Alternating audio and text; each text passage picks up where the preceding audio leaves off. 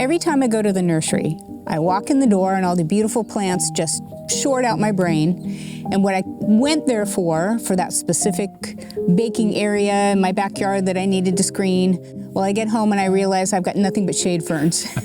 Does that happen to you? Oh, sure, of course.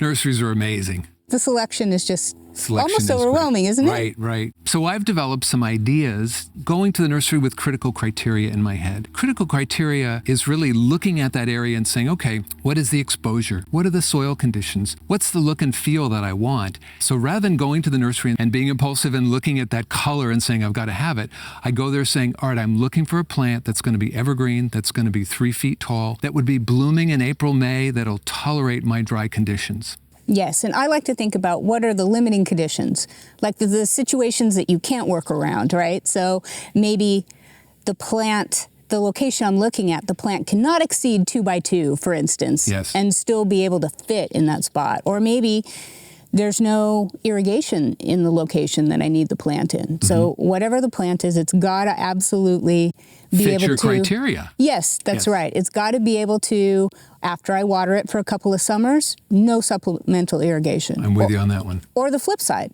You know, the soil is so soggy that the most important thing is that that plant can survive with wet feet all year round. Right. And then everything else is a bonus. So that's exactly it. That's critical criteria. Critical criteria is coming up with those characteristics first and then saying, I'm looking for a plant that will be 8 feet tall, that will be evergreen, that will bloom, that'll tolerate wet feet. And then the nursery professional will say, here's 3 or 4 choices, and then you can go with the look and feel that you're looking for.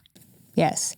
Well, I was hoping that you would share some of the garden areas that you have had specific landscape goals for and what plant criteria you were looking for those areas. In this house, since we've bought since 2012, the west side of the house had the best sun, late afternoon. And so I wanted to create a patio on the west side, but the problem is that patio was 3 feet from the driveway, an asphalt driveway. And I thought, well, this is going to be nice. You're sitting next to an asphalt driveway. So I started thinking about what plants would be evergreen, would provide a sense of exposure, would provide a sense of distance from the driveway using evergreen and deciduous and seasonal color. And the season that we're there is in the summertime. It's really the spring and the fall, but not in the winter. So I don't really care about the winter. That was not an important characteristic for me. But the spring and the summer and the fall, when we use that patio, was important. So creating a sense of space from the driveway with plants. And now it's planted so that you can sit in that patio and you don't even see the driveway. Many of the plants really only max out at 2 to 3 feet. So therefore, they're giving you a sense of enclosure without giving you a feeling of a wall or being too enclosed. Right, but you also have a beautiful Japanese maple there too. And I have several Japanese maples. And, Japanese maples are great because many of them you can get only max out at 8 feet or 10 feet. And the great thing about Japanese maple, even that small, is going to be the summer shade and the winter light because they lose all their leaves. So again, really focusing on the criteria of the plant.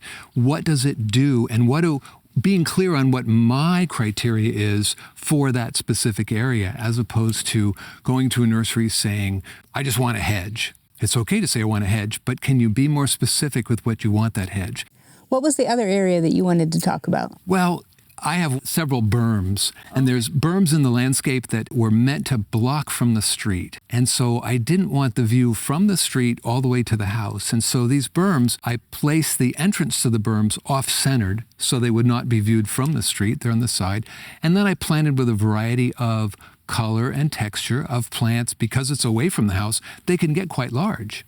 They can get 10 feet, they can get 12 feet, they can get 15 feet. When you have a mixed shrub border, which is really what that is a mixed shrub border.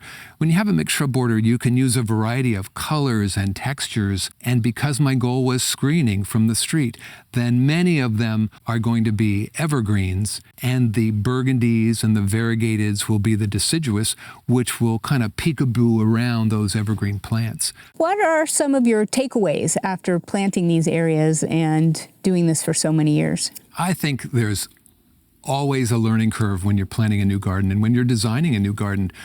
Boy, one is that plants grow and they get large. And sometimes they get so large that you want to be comfortable editing. And maybe that means taking out. If your goals and objectives were you want it to happen fast, sometimes we plant too close. And so the need for editing is really important. Well, let's talk about your book. Oh, my book, 2002 is when it came out. And it's a fun book. It's Home Landscaping Northwest Region. And it's a fun book to look at the pictures. Not only does it give you your goals for the site, but then it gives the bird's eye view, which is what a lot of plans do. And sometimes that's hard to relate to. And so the book we had an excellent artist, and the book also has a standard person view so that you can look at it from the street and saying, what am I going to see? So I like those two views. And then it does give the seasonality, because as you and I both are big fans of seasonal interest. So it doesn't take a lot of design to have a spring garden be colorful because everything's blooming, or even a fall garden be colorful because fall, the leaves are beautiful.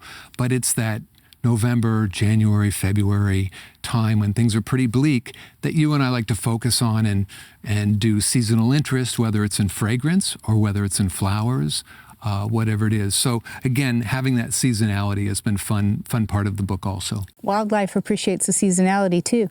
Exactly. Choosing things that are going to have fruit. You've got a lot of bees here, so things that are going to be blooming at various seasons for the pollinators. Thousands of bees. Yeah. Well, thank you for sharing this criteria. It's obvious from your beautiful garden that you've been successful in choosing the right plants to accomplish your goals, and I know our viewers will enjoy learning this from you. It's always learning, aren't we? We're always learning. Yes, and we don't want to give the impression that we're not encouraging impulse buys. Though. Right. Oh, of course. You've got to buy that plant. You have to have it, and then you do go back and say, where will this go?